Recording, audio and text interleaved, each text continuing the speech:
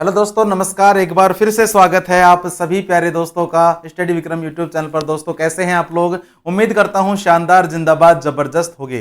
भाई साहब, काफी दिनों से आप लोगों की जो है कॉलिंग यही चल रही है। आप लोगों के जो सवाल हैं ये आ रहे हैं कि भैया जो अनुभव प्रमाण पत्र है वो किसका चलेगा। हमने यहाँ से बनवाया, हमने वहां से बनवाया, ठीक है, और हमारा अनुभव प्रमाण पत्र जो है सही है या नहीं है, हम इसकी जांच कैसे करें। तो साथ ही इस वीडियो में आपको जो है पूरी जानकारी मिलने वाली है कि आपने अगर फर्जी अनुभव प्रमाण पत्र बनवा लिया है तो उसकी जांच आप लोग कैसे कर सकते हैं। ठीक है, तो चलिएगा शुरुआत करते हैं वीडियो की। अगर आप लोग चैनल पर पहली बार विजिट कर रहे हैं तो जो साइड में सब्सक्राइब का निशान दिया गया है उसे जरूर से दबा लीजिएगा, ताकि आने वाले भविष्य में आप लोगों को हर वीडियो की जो अपडेट है वो टाइम टू टाइम मिलते रहे। तो साथ ही जैसा कि आप लोगों ने नोटिफिकेशन में देखा है यहाँ पर कि सावधान, आपका अनुभव असली है या नकली है, अनुभव की जांच कैसे करें। तो देखो, मैं यहां पर आप लोगों को कुछ बिंदु बता रहा हूं। जैसे कि मान लीजिए ये आप लोगों का अनुभव प्रमाण पत्र है, ठीक है, ये आप लोगों का अनुभव प्रमाण पत्र है। अब पहले तो बात कर लेते हैं कि भैया असली की जांच कैसे करनी है। असली की हमें जांच कैसे करनी है, उस पर यहां पर लिखा होगा जीएसटी नंबर, ठीक है, या फिर जीएसटी नंबर नहीं होगा तो यहां पर उसका रजिस्ट्रेशन नंबर होगा, ठीक है। यहां पर फर्म का नाम होगा, जो भी यहां पर फर्म का नाम है, ठीक है, कि आपने जहां से कौन सी क्या फर्म है वहां से बनवाया है, फर्म का नाम होना जरूरी है। उसके बाद उस फर्म का जो कैंडिडेट है उसके जो मोबाइल नंबर हैं वो भी यहां पर होने चाहिए, कि मोबाइल नंबर हैं वो भी यहां पर होने चाहिए। क्यों? क्योंकि कल मान लो डिपार्टमेंट उससे कांटेक्ट करने की कोशिश करेगा तो वो कहां पर करेगा। चलो, मोबाइल नंबर भी नहीं है तो जीमेल आईडी भी होनी चाहिए, ठीक है, मेल आईडी भी होनी चाहिए। इसके अलावा उसके पैन कार्ड नंबर भी होने चाहिए, आधार कार्ड नंबर भी होने चाहिए। तो ये कुछ जो मोस्ट जो चीजें हैं वो यहां पर होनी चाहिए। आगे बात करूं कि भैया ये भी नहीं है तो जो जीएसटी नंबर है वो तो साथ ही आप लोगों का होना ही होना चाहिए, जीएसटी नंबर हो या फिर रजिस्ट्रेशन नंबर हो। अब नेक्स्ट बात कि भैया हमने बढ़वा लिया है ना, लेकिन उस पर जीएसटी नंबर भी है, लेकिन वो सही है या नहीं, वो हमें कैसे पता चलेगा कि वो कितना पुराना है, कितना पुराना नहीं है। तो आप सभी लोगों के पास गूगल होगा, है ना, यहां पर खोल लीजिएगा गूगल, ठीक है, सभी लोगों के पास गूगल है, यहां पर खोल लीजिएगा गूगल। और गूगल में क्या टाइप करोगे? अरे गूगल में क्या टाइप करना है? गूगल में टाइप करना है आप लोगों को जीएसटी। जैसे आप लोग जीएसटी टाइप करोगे यहां पर तो पहला ही पोर्टल खुल जाएगा, जीएसटी पोर्टल। जीएसटी पोर्टल खुल जाएगा। उसके बाद यहां पर नीचे आते जाना, है ना, तो यहां पर क्लिक करना फाइंड ए टैक्स पेयर, यानी कि आपने जिस संस्था से बनवाया है क्या वो संस्था ऑथराइज्ड है, टैक्स देती है सरकार को, यहां पर क्लिक करना।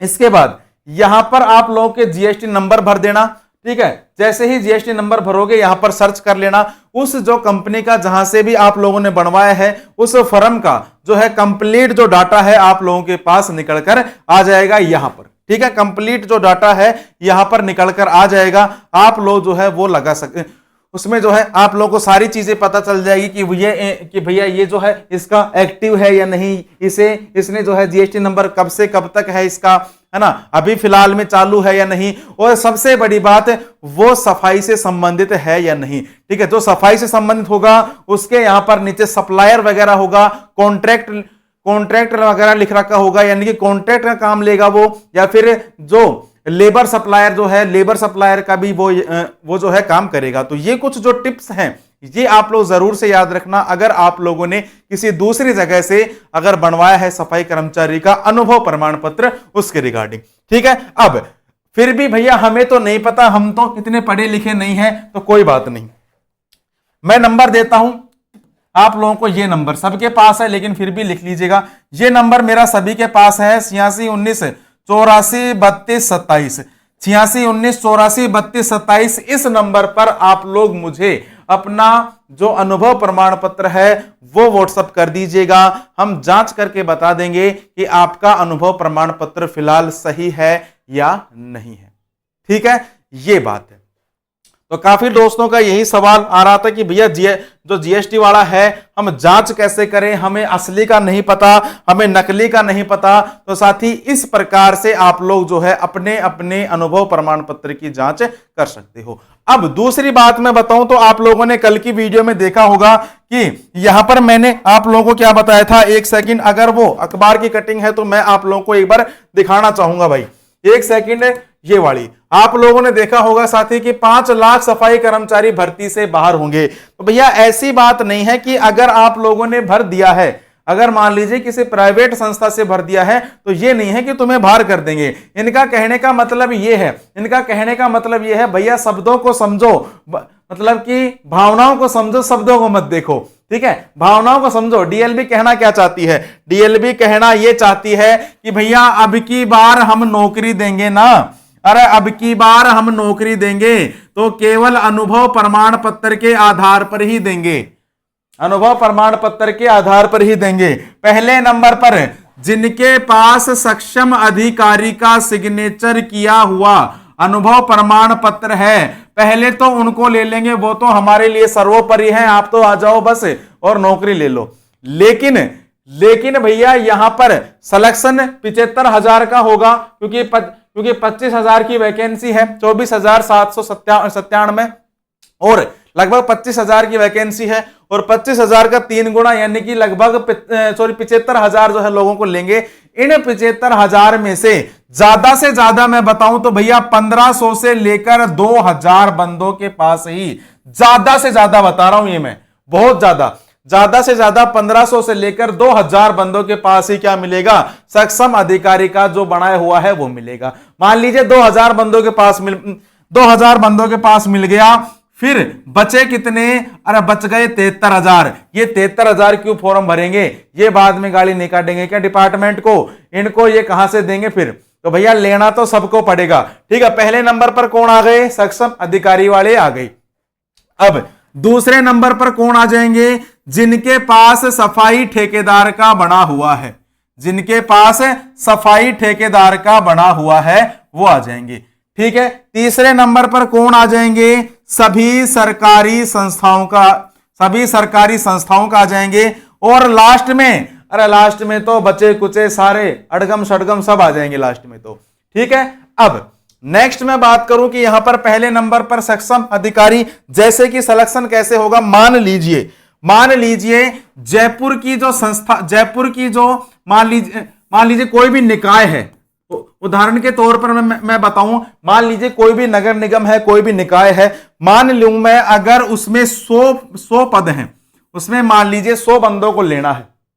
ठीक है, हर नगर निकाय में तुम्हें ज्यादा से ज्यादा 3 से 4 बंदे नहीं मिलेंगे जिसके पास सक्षम अधिकारी का बना हुआ हो। यहां पर कितने हो गए? ज्यादा से ज्यादा मैंने मान लिया भैया 10 होंगे। ठीक है, 10 होंगे। कौन? वो बंदे जिनके पास सक्षम अधिकारी का बनाया हुआ अनुभव प्रमाण पत्र है। अरे बचे कितने? बच गए 90। कितनी सीट बची? 90 सीट बची। फिर 90 और लेने हैं। फिर इन 90 में से ये किनको लेंगे? इन 90 में से ये लेंगे किनको? जिनके पास सफाई ठेकेदार का फॉर्म है, जिनके पास सफाई ठेकेदार से बना हुआ है ये। ठीक है, ये कितनों के पास मिलेगा? ये ज्यादा से ज्यादा तुम्हें 30-40, ठीक है, ज्यादा से ज्यादा तुम्हें 30 या 40 बंदों के पास मिल जाएगा। फिर कितने बच गए? अरे फिर बच गए 50 बंदे।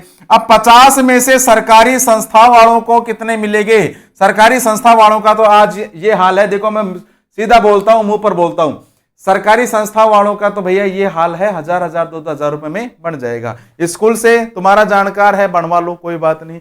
सरकारी कोई कॉलेज है, वहां से संविदा पर तुमने काम किया है, ठेके पद्धति से काम किया है, तो वहां से बन जाएगा। कोई भी सरकारी संस्था है तो वहां से बन जाएगा। ठीक है, अब मान लीजिए सरकारी संस्था में से 50 में से 50 भी बन गए, तो फिर प्राइवेट वाले कहां घुसेंगे? प्राइवेट वाले तो गए ही नहीं कहीं पे। तब इस अखबार की कटिंग का मतलब समझना आप लोग ये वाला कि 5 लाख सफाई कर्मचारी लगभग बाहर हो जाएंगे। ये है डिपार्टमेंट के कहने का मतलब। ठीक है, तो जो जिनके पास प्राइवेट वाला है वो अपना सिलेक्शन मत सोचो। हां, तुम्हारी किस्मत है, अगर तुमने पीपल में पानी डाला है ना, अगर तुम्हारी किस्मत अच्छी है तो तुम्हारा हो जाएगा, वरना 1% तुम्हारा चांस है होने में। 99% प्राइवेट वालों का तो कोई भी चांस यहां पर नहीं है। पहले नंबर पर वापस बता दूं, सक्षम अधिकारी का सबके पास नहीं है, बहुत कम बंदों के पास है। सर्वाधिक किसके पास मिलेंगे? सफाई ठेकेदार वाले मिलेंगे सबसे ज्यादा, उसके बाद सरकारी संस्था वाले मिलेंगे, उसके बाद मिलेंगे बाकी बचे कुछ प्राइवेट वाले। ठीक है, समझ में आ गया लोचा? जांच कैसे करनी है? गूगल पर डालना जीएसटी नंबर, अपना जो जीएसटी नंबर है वो डाल लेना, नीचे देख लेना वो उसकी जो सर्विस है वो लिख रखी होगी, सर्विस प्रोवाइडर ऐसे लिख रखा होगा, सप्लायर, सर्विस प्रोवाइडर, कॉन्ट्रैक्टर, ये सारी चीजें लिख रखी होंगी तो सोच लेना हाँ मेरा सही है। और उसकी जो एक्टिविकेशन है यानी कि ये एक्टिव कब हुआ था और इसका लास्ट कब है वो चीजें भी आप लोग जरूर से देख लीजिए। ठीक है साथी, तो चलिएगा इस वीडियो में केवल इतनी ही बात करते हैं। और 1 मिनट जाते जाते और रुक जाओ यार, है ना, अपना कोर्स भी चल रहा है, आप लोगों को पता होगा, अब मत भग जाना क्योंकि इतने ज्ञान की बात बता दी कोई नहीं बताएगा।